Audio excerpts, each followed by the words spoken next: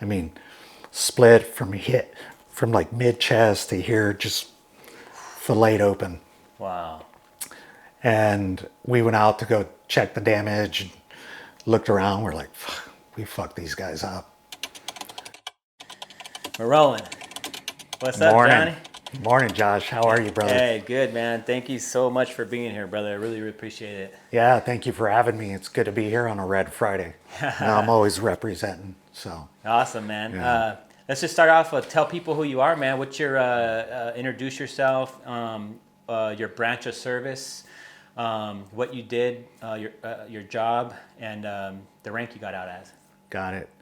My name is Johnny Sotello. I was born in San Antonio to us locals, but San Antonio, Texas to everybody else. And raised in Bernie, Texas. A lot of you guys who are probably watching this know where Black Rifle Coffee set up their little shop in our little small town. That's super patriotic. Grew up there, joined the SEAL teams back in 98. I had joined the Navy December of 96. Got out December of '04 as an E6, so first class petty officer before it all went to special operator rating. And during that time, I served in the Middle East because SEAL Team 3 was strictly the area of operation in the Middle East. What inspired you to join the military? It's funny. I was actually going to go to UT on an academic scholarship, University of Texas, hook 'em horns.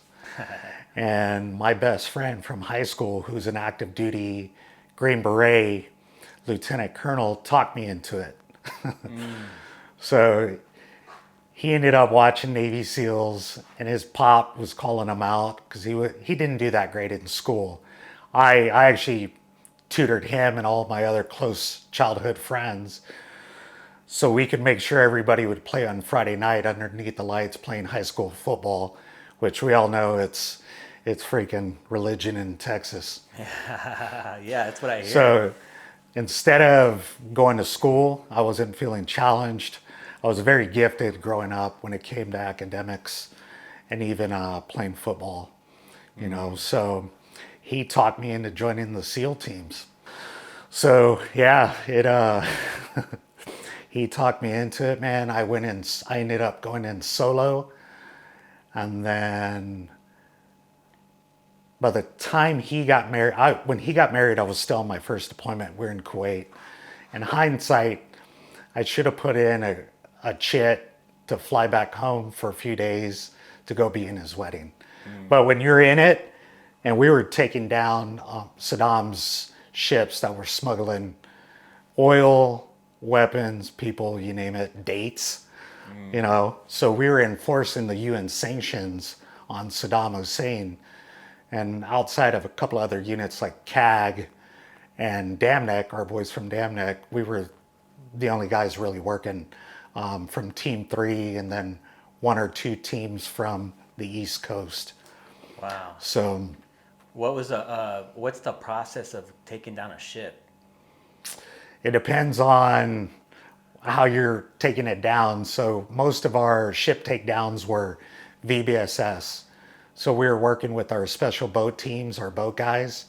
We jump on their 11-meter ribs, fully loaded up with 50 cals on the bow or Mark 19 40 Mike machine guns, and they'd haul us up next to a ship, and we'd hook and climb like James Bond. And I was a point man at the time, and a lead climber, so I'd get my ass up as fast as possible, pull my pistol out because we were running MP5s at the time. So I'd have my SIG 226. I'd pop over the edge, clear it real quick, put my shit back in, get over the rail, reach over, give my hand signal, it's all clear, and guys would haul ass up. And then I'd hold security until our first fire team would get up. I'd get the tap and we'd go straight to the bridge. Dude, Yeah. that's fucking like how did you feel like before a mission like that? That's fucking wild. Like to me, listening to that, like, because I mean, to me, you're at a disadvantage, right? Right. If I'm on a ship and you're trying to come take it over, I'm just gonna lean over and just pop, pop, pop, pop. Oh, yeah. Start, you know what I mean? So, what fucking types of stuff goes through your mind before a mission like that? Well, you being a point man and lead climber, you always want to make sure you do your job on, especially on that op, because if you don't clear coming up over the edge of the ship, and we're talking ginormous cargo tankers, and if you don't clear it, your boys are, and somebody starts shooting, your boys are going to take it, and you're probably going to get shot off the top of the caving ladder. Ooh. You know what I mean? Yeah. Then you might actually probably take out the guys below you that are climbing up. Because when we climbed on those caving ladders, it was nut to butt, but it was head to feet. You know what I mean? Yeah. Going vertical. Mm-hmm. So you had to make sure you did that job and did it well to protect everybody in the platoon behind you that's climbing up. God damn. And I've been in that situation. I've been on a 1,000-foot tanker looking over the edge, dealing with Somali pirates. And that was one of the contracts I did several years ago for 4 years. But I've been in both positions. I've been on that boat coming up, and I've been up on a 1,000-foot tanker or cargo container looking down, and it's the most stable platform and the highest ground you could ever shoot from. And I mean, to be honest with you, if you're on one of those 1,000-footers and you're up on a bridge wing, it's like shooting fish in a barrel. Shit, man. And then you knowing that, you know the fucking danger it presents then when you're fucking running these missions in. Right. Wow. And then with that mission, we'd have like an HS squadron with one or two of our snipers overhead doing the overwatch.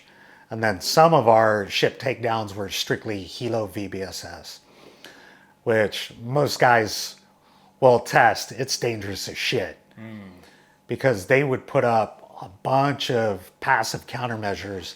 So they'd run wire all around the bridge, like 180 degrees.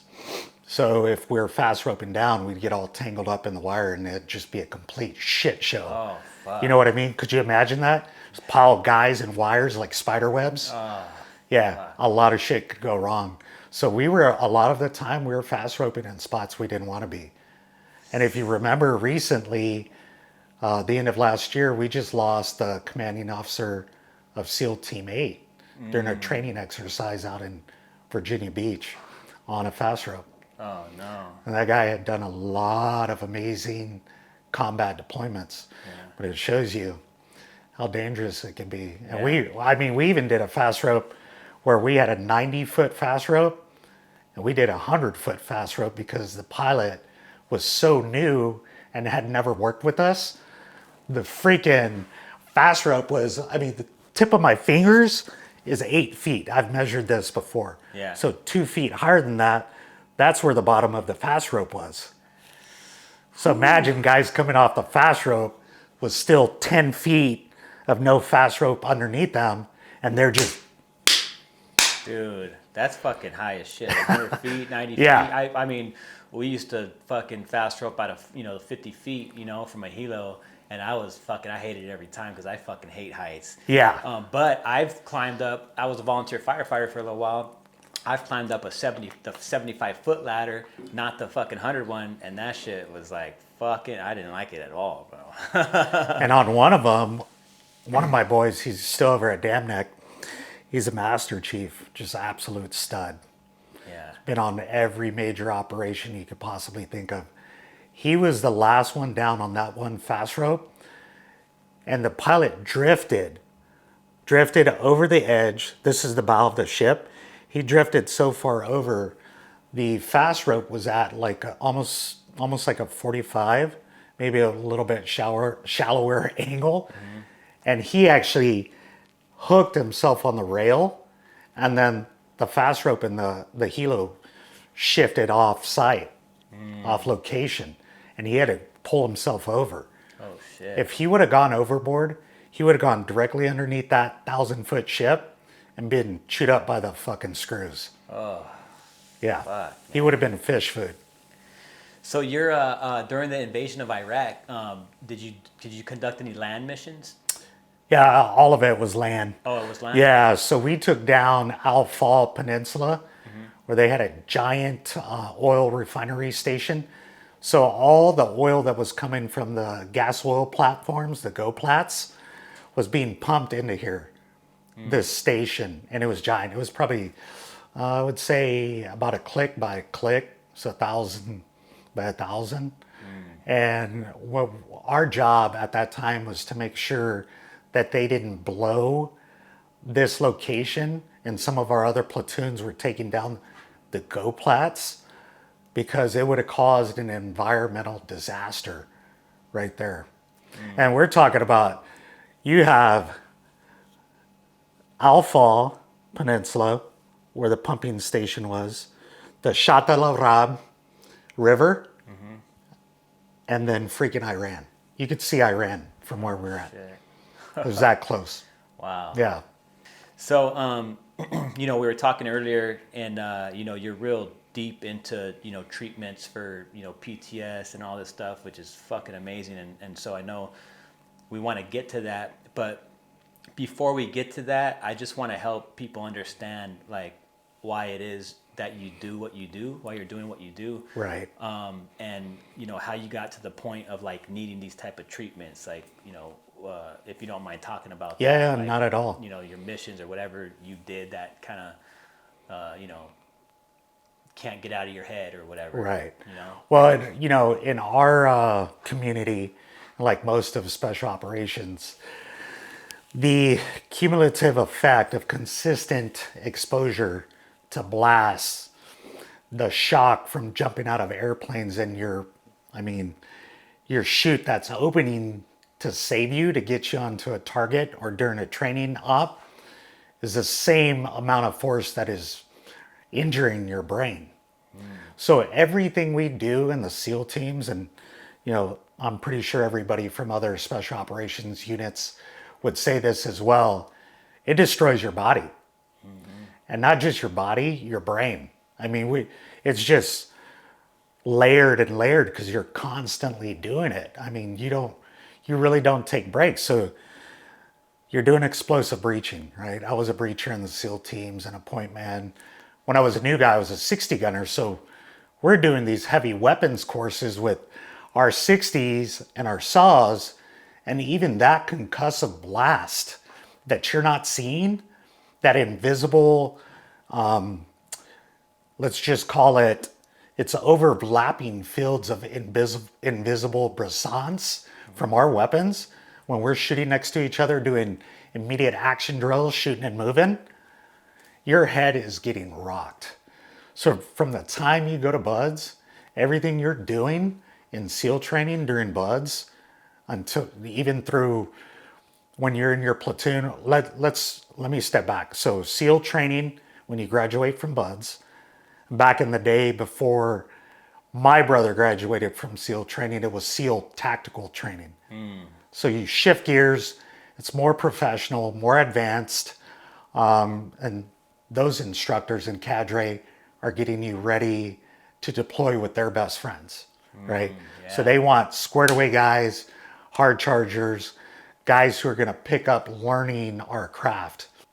Then after SEAL tactical training or SEAL qualification training, which my brother was new to that pipeline, you're doing that, prepping to go to a SEAL platoon that's active, getting ready to do a training workup to deploy. So my brother I went from STT, SEAL Tactical Training, to a platoon. My brother did it as well, but his training was longer because we used to go to Fort Benning for jump school. Where our guys, now everything's combined. We have our own internal jump school, which my brother got to do, I think like a week of static, and then they go right into free fall, which is down by the border in San Diego.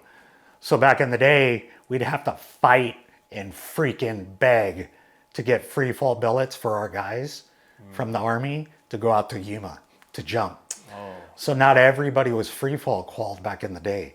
And you only got it if you were a really good dude and you had a good, you know, you were good with all the boys that you were working with. Right. They would tier guys like, all right, we want to send these guys to free fall because they earned it. Right. Now everybody gets to go, which is how it should have been a long time ago. Right. You know what I mean? Yeah. But all that, I mean, you get done with SQT and all your jumping, you know, all your small unit tactics. You go into your SEAL platoon, and then it gets more advanced. Now you're jumping more time on the boats, doing training ops for like VBSS, all the explosive breaching. I mean, I can't even count how many times I've done explosive breaching while I was in a couple of platoons. Then when I went to our advanced training command, I taught MOUNT, which is urban warfare, the visit board, search and seizure takedowns, explosive breaching, and what else did we do? Oh, GoPlats, the gas oil platform takedowns. But having that exposure to breaching consistently, I mean, it does a number on you, and then all the heavy weapons. Yeah. You know what I mean? And I've been doing that for 2 decades with all the different jobs I did, whether I was in the SEAL teams or as a private military contractor here in the States or overseas. Yeah. I was always around explosives and always around weapons. During any of your deployments overseas, man, did you have any like close calls like with? Yeah, a couple. Yeah. Couple. Right after the invasion, I'll remember this. My LPO, so he's effectively our platoon sergeant because he's right underneath the E7s and the O's. So he's middle management. So we did a walkout to do an assessment of all the close air support we called. So when we called in A-10s, some Cobras, AC-130 Spectre gunship, we went out to see the damage we caused, and there was dead Iraqis fucking everywhere. I mean, split from like mid-chest to here, just filleted open. Wow. And we went out to go check the damage, and looked around, we're like, we fucked these guys up. So when we were walking back, the Iraqis started launching RPGs at us. I still remember this like it was yesterday. It's so crazy, the shit I just sometimes remember. But he and I were right next to each other, and we hear it. And our initial intel for this freaking oil refinery was highly trafficable. It was all bullshit. It was nothing but wet mud. Thank God, bro. Because the road was raised a little bit, probably 5 to 8 feet. And when that RPG landed, it freaking hit that mud and was a dud. Ooh. And then we had Brits. We had more Royal Marines with us, fucking solid dudes. Yeah. And they were getting after it that night too. But they were like, I go, rockets incoming, and we started running back, and we're laughing, and we're hearing, and they're like, come on, mates, and they're like cheering us on to get back.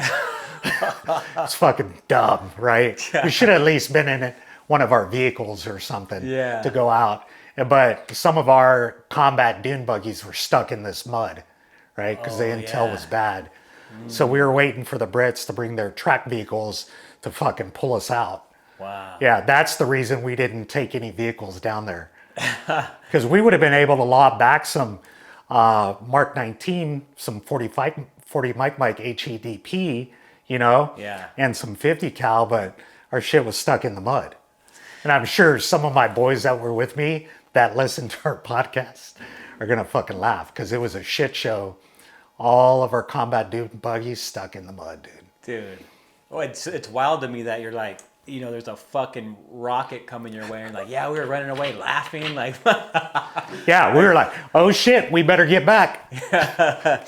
Wow. Earlier you talked about, you wanted to talk about an accident that. Yeah, so before we did the invasion, November of '02, we were based out of Camp Doha, the big army base there in Kuwait, outside of Kuwait City. So that's where we would stage our guys from SEAL Team 3. And then I believe SEAL Team 8 was based out of there doing ship takedowns. And we went up to the range that day and we took a couple of army bubbas, really good dudes. They were hooking us up on base with all kinds of different stuff like water and Gatorades. So we're going up to do a day into night shoot with our combat dune buggies and 50 cows, our Mark 19s. I think we had some rockets that we let off up there. And so we went up there and took these guys with us, had a kick-ass day, hauled ass around the desert, around Udari Range. Once again, some of this shit it's been so long ago, but I always remember it. Yeah. So we had a blast. We're doing vehicle immediate action drills, shooting and moving. And we get done late and we always drive back on NVGs, right? So I was the trail combat dune buggy out of 5 or 6. And there was always this ditch, whether you're coming up or going back to base. And usually we're calling it out on comms. Hey guys, ditch coming up. Well, nobody called it out and I was dusted out and I knew it was coming up.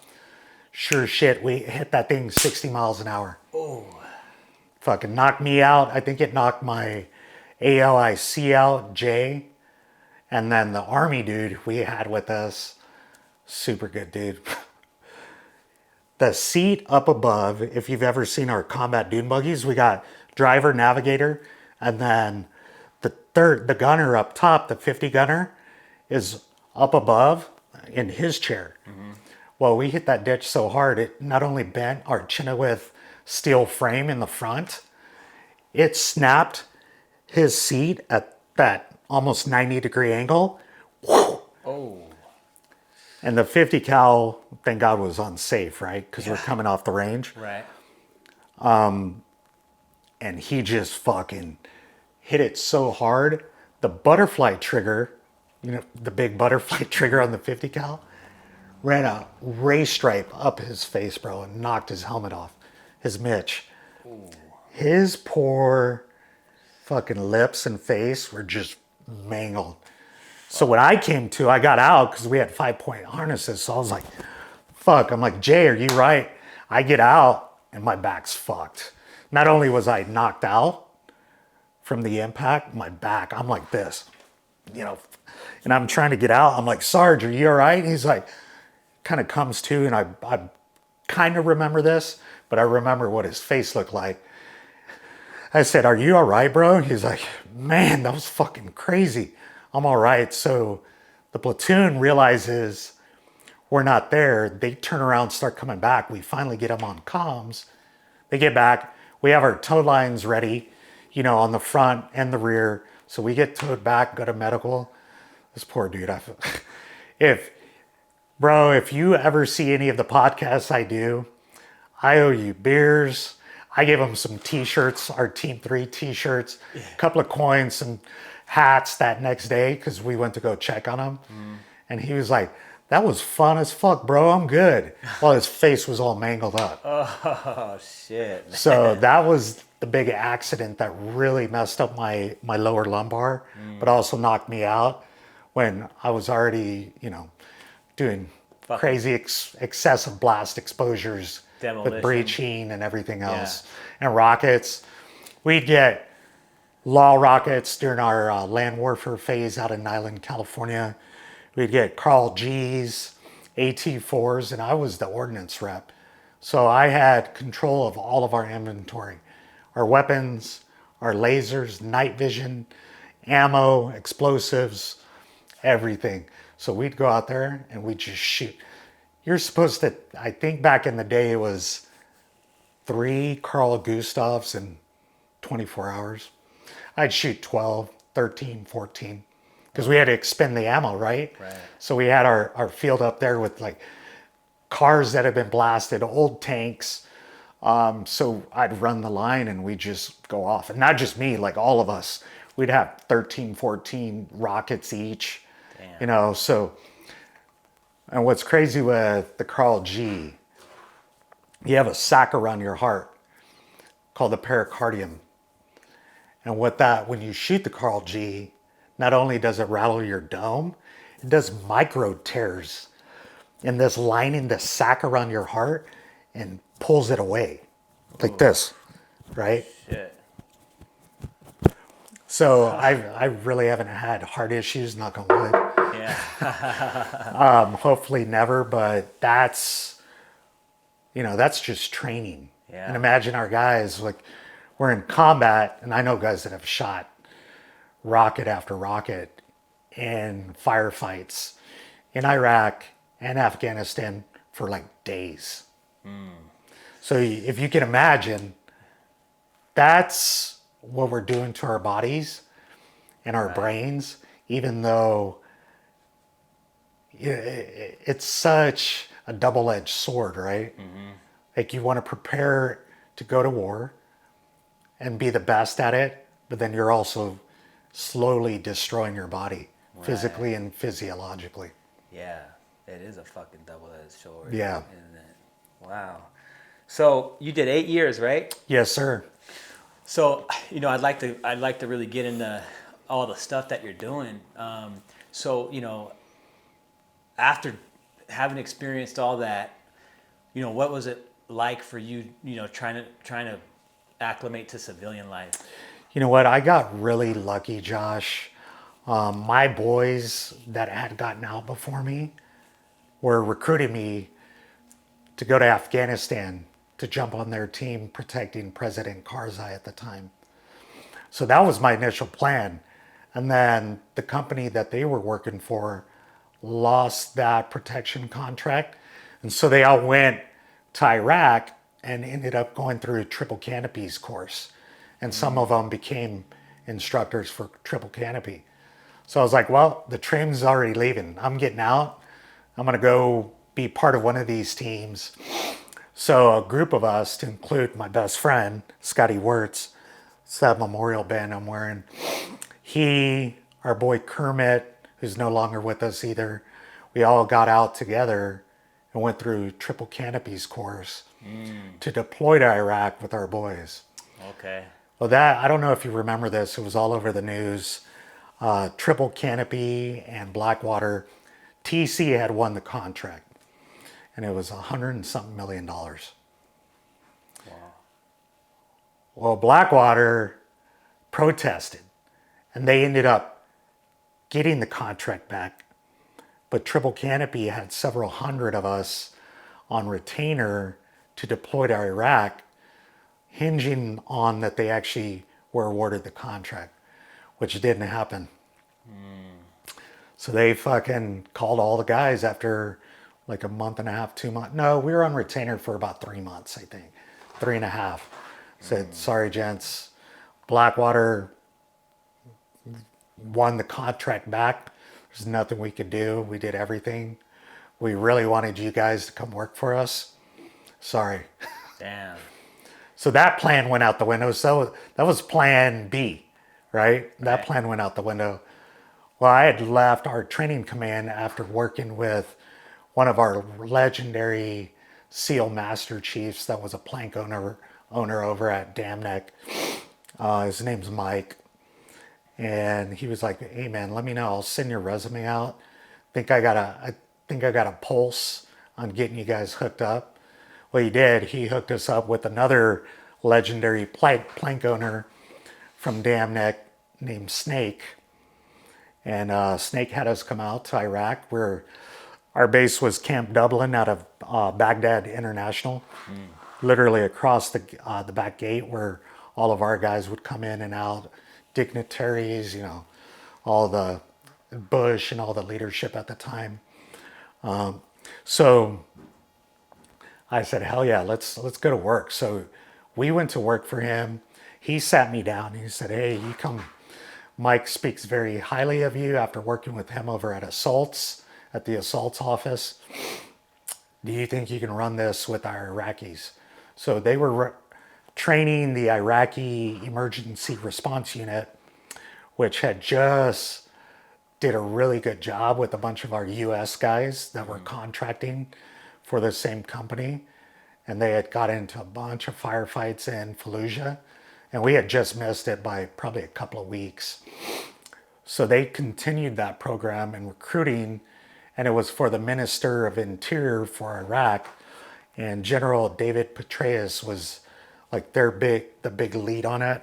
Yeah. So we trained our Iraqi ERU, which were paramilitary at the time, and we're teaching them all of our tactics, pistol, rifle, CQC, urban warfare, and we'd take them on ops in Baghdad, and then up in Mosul, we'd take them on ops and worked with the striker battalions.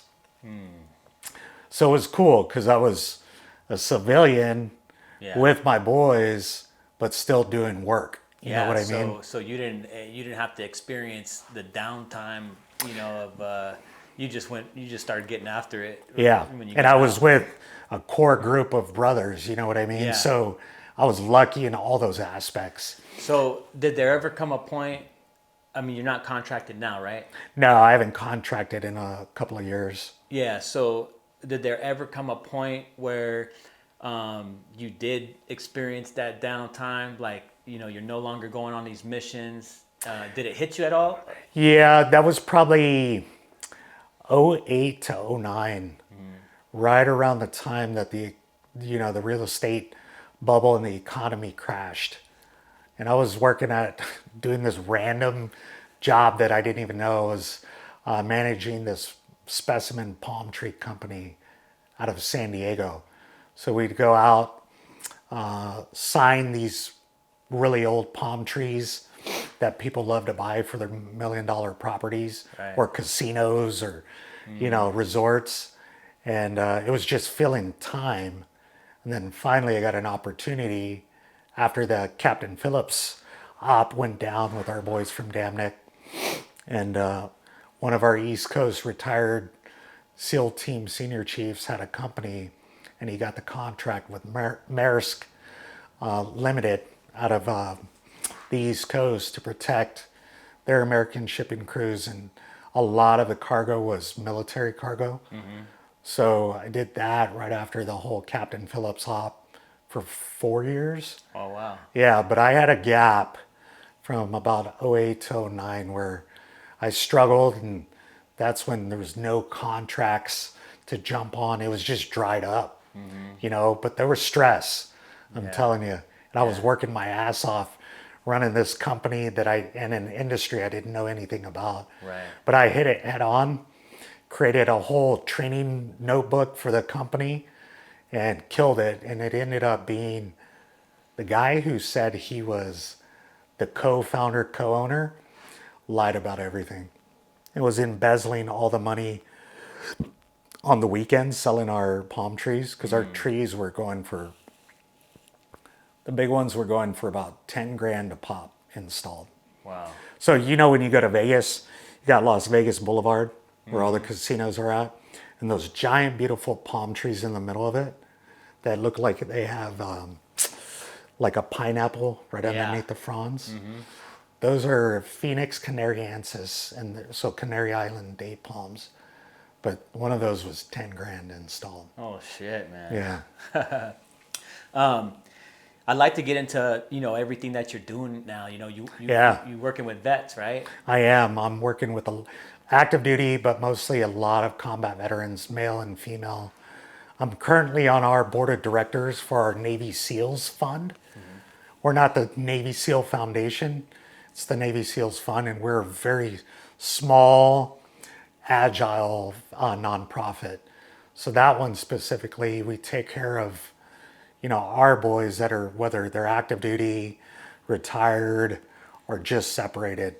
So I'll give you an example. We had one of our legendary Vietnam SEALs from Team 1 lose his house in that big fire in Boulder County, Colorado.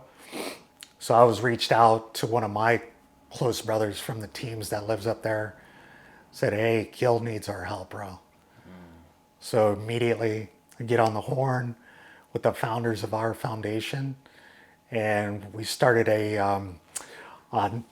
so we put together a link and pictures to show everybody the damage. It was devastating. I think 900 to 1,000 homes.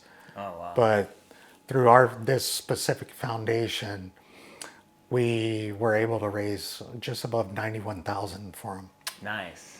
Yeah, so he could rebuild his home. I know he's got some loopholes with the insurance, but at least we were able to raise money to get him started. Yeah. Because literally he's got to rebuild from the ground up like everybody out there. Right. Wow. Yeah, it was pretty devastating. So we'll do things like that. We'll support our guys that need monetary or financial support to travel, go through some of the treatments that you and I had talked about. And then I work with 5 to 6 other foundations, and we're all connected. So it's a big group or alliance of our foundations to include our Navy SEALs Fund. Yeah. So, and everybody plays a little bit different part, but it's all about helping our brothers and sisters that are struggling with PTSD and TBI like I did for years, get some healing in so they can get better. Just want everybody to know before we continue on, I'm not a doctor. I'm not a physician's assistant. I'm not a nurse. I'm not a paramedic. I just know the symptoms I dealt with and how these treatments have helped me and all the other combat veterans I've been working with and guiding. Yeah. So, But you are connected to doctors, these other organizations that are providing these maybe treatments that like the VA isn't doing. yeah, most of these treatments, the VA is not even doing. Yeah. What can you talk about these treatments? Yeah, I'll talk. I'm going to grab this just so I can make sure I'm accurate. Yeah, no problem. So I created these docs that I showed them to you earlier. Yeah. Before we started this, but I created these on my own as a guide based off of my PTS symptoms, my TBI symptoms, and then it helps me guide other combat veterans that I talk to, whether they're our SEAL team brothers or fellow combat veterans from other units. Quite a few females are finally asking for help. You know what I mean? Yeah. So like with America's Mighty Warriors, that's a foundation founded by one of our SEAL Team Gold Star mothers, Debbie Lee, and her big footprint is in the hyperbaric oxygen therapy treatments. So we call it HBOT for short, where you go into an acrylic tube and they pump medical grade O2 into it, which it's pretty crazy. It increases neuroplasticity, which means it makes your neurons in your brain create new pathways, basically. So just in layman's terms, and it makes your own stem cells go into overdrive to heal your body. Wow. So That's wild. Starting out with that, because I showed you pictures of my brain. Dude, it's fucking crazy. Yeah. I'll take some pictures too. That way maybe I could link them in this, Oh, definitely. You know what I mean? I mean, by the time I got done in May of 2020, I initially showed up for these hyperbaric treatments. I looked like hell. My insomnia was gnarly. I was reliving everything we're talking about right now. But what was really kicking my ass and beat me down were the traumatic brain injury migraines. I mean, I was having 4 to 6 a month. I couldn't concentrate. I'd lay in bed. If I got up, in my room, I have dark blackout curtains, but I'd have to put a mask on. But if I got up and I was still feeling shitty and I didn't have gabapentin at the time that the VA gave me, but I'd get up and I'd be dizzy, like my equilibrium was off, but then I'd get really nauseous. And all I wanted to do was put a fucking hatchet in my own head to like release the pain and pressure. You know what I mean? But the hyperbaric oxygen treatments, when I showed up there, my VA doc at Loma Linda. Everybody knocks the VA. I'm going to talk about my team. My doc, my nurses, they're on top of it. They respond for me like that, but they only respond with what they have available to them. Right. That's the problem. So I had been on Vicodin for 11 years to deal with the pain, Ambien for my insomnia, and then I was just abusing the shit out of it. So I'd have pain. To try to go to sleep, I'd eat a handful of Vicodin, an Ambien or two, half a bottle of whiskey, or a full bottle when I didn't have, when I didn't have my daughter, I could down a bottle and just fucking pound those prescription pills to try and self-medicate so I could get, thinking I was going to get 3, 4, 4.5 good hours of sleep, which we all know it's counterproductive, right? You're actually not, and you're damaging your brain more with all of those put together. You know what I mean? Yeah. And if I could get a Xanax here and there from friends, fucking throw that in the mix too. Just to get sleep, or relieve the TBI migraines. Wow. But the HBOT really helped me to the point where I went from barely functional, healthy blood flow in my brain, which my doc was like, bro, I don't even know how you were operating for this long. Because I only had a little bit back here, and you saw the images. Yeah. And there was nothing midbrain or in the frontal lobes. Yeah. And not to mention, you saw the holes or perfusions all over my brain. And then you saw the after 50 hyperbaric treatments. That's fucking crazy, dude. Where the holes actually healed. And then I had about 30% more healthy, functional brain flow. Yeah. Right? Uh-huh. So I was able to get, all the drugs I was on when I got to HBOT. Vicodin, Ambien, which was the tail end of that. My doctor put me on trazodone, which didn't even touch my insomnia. Trazodone, mirtazapine, prazosin, what else? Obviously the gabapentin for the headaches. I'm off everything now because of HBOT Wow. alone. That's fucking awesome. I'll tell you this, Josh, I think we spoke about this before. I had every major adverse reaction to the mirtazapine, the prazosin, the trazodone. My daughter, we were at the park after I first started on the mirtazapine when I talked to my shrink from the VA. And she looked at me and I was just a zombie, like nothing there from the mirtazapine. Wow. And truly, I'll be honest with you, I've said this before on that last podcast, that drug alone made me suicidal. That's probably one of the few times in my life where I wanted to put a fucking gun and eat my gun. That's how gnarly it was. Wow. Yeah. While you were on it? Yeah. Oh, wow. Yeah. That's fucking crazy, man. And that's when I first got on it. I only did it for like a couple of weeks, and then I told my doc, no more. Yeah.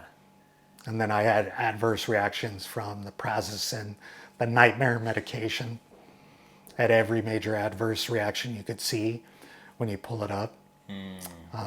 Trazodone, same thing, and it didn't touch me. But when I got done, I was able to get off everything. I've only had about 3 to 4 minor TBI migraines. Nice. And the only medication I'm on from the VA or any doctor is my high blood pressure med. Wow. Wow. Yeah. What would you, what would you say to any veterans, combat veterans that are, feeling some of these symptoms that you felt, or they don't know what to do, they don't know where to go. Like, where could they go look for? Yeah. You're not alone, number one. Number two, definitely reach out to me. When we get done with this thing, we'll get my contact information out there. And this is what I'm doing now, is getting combat veterans. First, I assess what they're going through, their symptoms. And I printed this out for you. And it's a really, really good representation of what most of us go through. If we don't have some of these symptoms, or all of them, it's some type of combo. But this is a really good one that I printed out for you, right, Josh? Yeah. So you have PTS and TBI. Hold it up a little higher, Johnny. Yeah, there you go. So you have PTS and TBI. They're independent symptoms. And then you have the overlapping. So like with me, I was having the headaches, dizziness, nausea and vomiting, vision problems, light sensitivity, sensitivity to noise as well. Then PTS, you have flashbacks, check, avoidance, check, hypervigilance, check, Right. nightmares, check, re-experiencing phenomenon. And then now you have the overlapping, the fatigue, the gnarly insomnia, the depression, the irritability, the anxiety. And when I send this out to combat veterans that I'm helping with and guiding, and they all come back and they're like, man, I'm checking almost every single one of those off. That's fucking awesome. Yeah. Man. I'm excited to fucking try some of this stuff that Yeah, you're we're talking gonna about, man. We'll get you into HPOP, brother. Yeah, that's Yeah. awesome. All right, man. Well, we're getting ready to wrap it up, but before I do, I always like to ask, if there's any last words you'd like to say before we cut the tape. Yeah, definitely.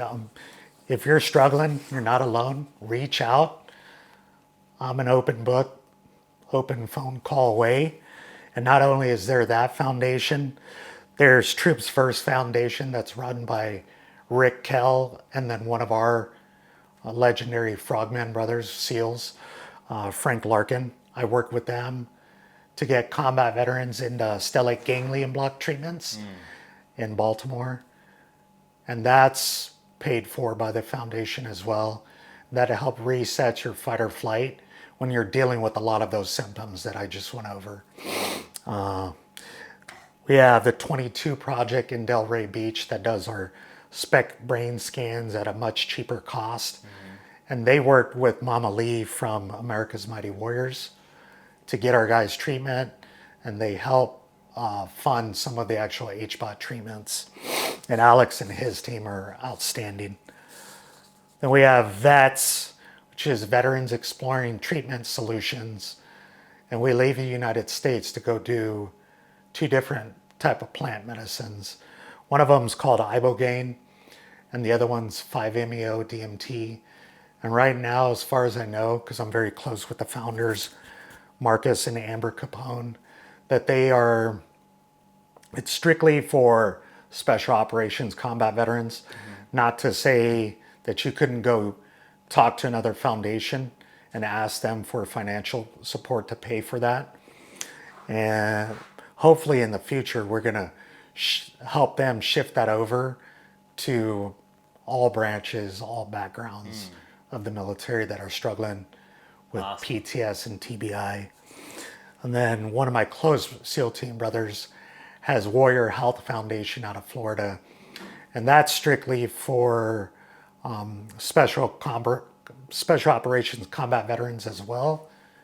And that is testosterone replacement therapy, and vitamin therapy, which has also helped me, heal from all my PTS and TBI. Because our hormones and all other levels are absolutely out of whack. Right. But there's other foundations I know that are out there that'll help,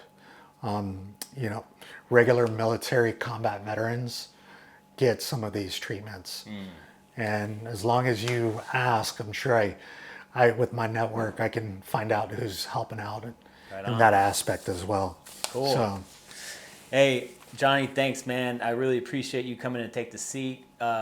It's a fucking honor to have a Navy SEAL fucking take the seat, man. You're the first one. And thanks, brother. I'm fucking honored, man, that you're willing to do this. So yeah, thank you for having me on. Yeah. It's been awesome, brother. Thank you very much, man. Yeah, God bless. God bless. Push it to the limit, I can't go no more. Red light, no way, I'm coming back home. Long dirt road.